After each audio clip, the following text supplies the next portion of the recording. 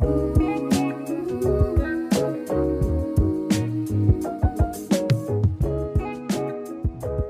governor goes on Jimmy Kimmel, and the Senate race to replace Dick's face is heating up. It's Friday, May 2nd, and this is the Ben Joravsky Show's Oh, What a Week! Stupidity! Okay. How's it going, Ben? Oh, it's going great. I was just reading up on Godfrey, Illinois, and I apologize. I was distracted. I was absorbed, obsessed with Godfrey, Illinois. And now you're dragging me back. That is where I'm from, Godfrey, Illinois. We were talking about that before the show. Ben always so this is interesting, ladies and gentlemen, dear listeners. Dr. D is going through a transition phase. He is... For years, when asked, he said he came from Alton, Illinois. Now he says he comes from Godfrey, Illinois. Which one is it? We'll get to the bottom of this. But first, oh, what a week. Take it away, D. Sorry. All right. Oh, that's fine. That's fine. I'll just come clean right now. Like I said, I'm born in Alton, but my family lived in Godfrey, Illinois. All right. So they're right next to each other. All right. If you're Mr. Godfrey. Now you ask me these trivia questions. Oh, yeah. What's the zip code in Godfrey? 62035. Dang, man. That's pretty good. All right. That was an easy one. Okay. All right. Now I'll get a little harder. Okay. Right. Mr. I know everything about Godfrey. For whom is Godfrey named? Gilbert Godfrey. Nope. Benjamin Godfrey. Okay? Oh, I knew that. Benjamin. Yeah, that guy. Yeah. All right. Benny G, they called him back in the day. Benny G. They did call him that. I remember Benny G. Benny G, Benny J. What's the difference? Had a big all right, D, I'm sorry to go on that tangent. It's all right. Guys, before we begin, let's clear something up real quick, all right? Our host, Ben Joravsky, do you work for the Chicago Reader anymore? No. That's what I thought. No. Yeah. So that means that this podcast is officially independently funded. That's right. We're just like all the other podcasts, and coincidentally, just like the other podcasts, we need your support. Head over to thebenjoravskyshow.com right now. That's thebenjoravskyshow.com. JORAV as in victory, SKY, and show that support any way you can. You can listen to previous episodes. You can join Benny's book club. How's that going, by the way, Ben? That book club is going great. Right now, it's a book club of one. Okay. Benny.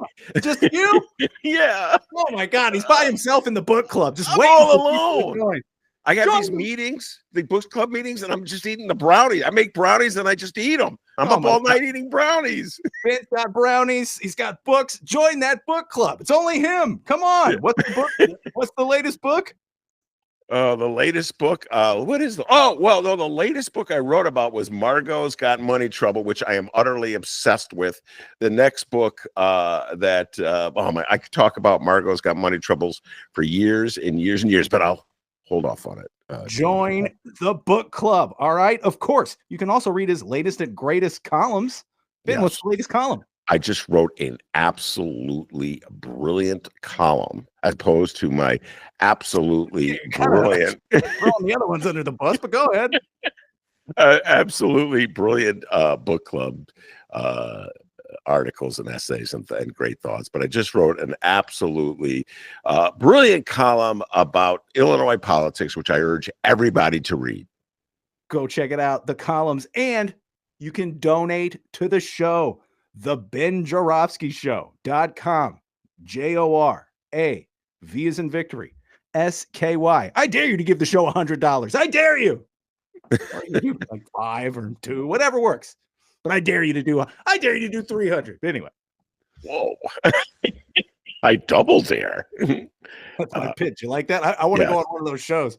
Like fundraisers, isn't that what it is? Yeah. Kenny D invented it. Yeah. Our dear friend Ken Davis. $200. Yes. And in fact, we have a guest that's dropping next week, Sylvia Ewing, media person extraordinaire, and she does some of the pitches for WTTW. So she's a guest on our show. Kenny D invented the pledge fundraiser for WBEZ. So I've learned from the masters, D. I've learned from the great ones. And so, yeah, we're on our own like everybody else. On my own. Sorry, Dave. Didn't mean to sing. Sorry. No problem at all. All right. Well, let's find out what happened in Chicago and or Illinois. We begin in the city of Chicago, and we begin with Chicago Mayor Brandon Johnson. The playbook that Donald Trump is running is a playbook that Rahm Emanuel executed in this city. We didn't get here because we just happened to have a tyrant in the White House. We got here because someone gave him the script. Actually, let's try this clip. We begin with Chicago Mayor Brandon Johnson. People mocked President Johnson, and we ended up with Richard Nixon. Always blaming Nixon. This guy. Yeah, as well he should. Okay, good. Of course. Yeah, going back in time there, Brandon, before you were born. I like that in you. I like that you do talk about things before you were born, but I'm not going to make any. Remember, D, no millennial jokes. Okay.